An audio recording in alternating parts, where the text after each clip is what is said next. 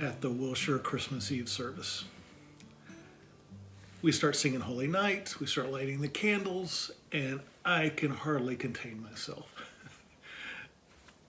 I'll often look over at my daughter during this time, and I get this overwhelming sense of hope in her generation that she and her friends will make up for some of the mistakes that my generation has made, and that they'll try something new. And I see a lot of good in that. I see a lot of good in them.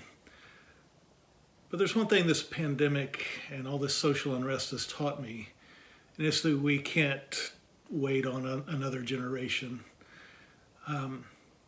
What I see in her and the hope I see in her, I need to see in myself.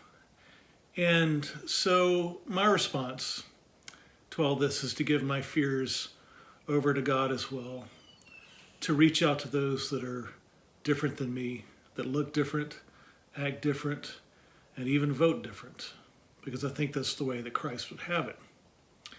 So that's my challenge to myself this Advent, is to not let a good pandemic go to waste, but to be changed. May we all be changed. Happy Advent. Hopes and fears. I definitely would rather sit in the hope space than in the fear space on this one.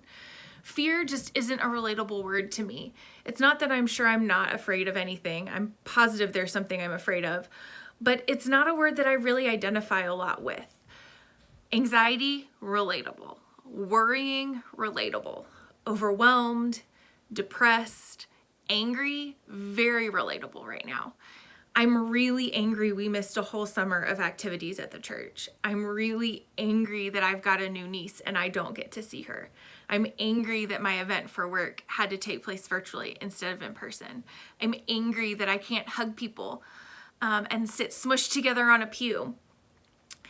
And for those reasons, I think I sit in the hope more often. I'm hopeful when I get to see somebody's face, even on FaceTime. I'm hopeful because of the conversations that I've had and the voices that I hear and the way that even a church parking lot has become sacred space. I'm hopeful for the way science works and for the brains and the smarts of people that know more than I do.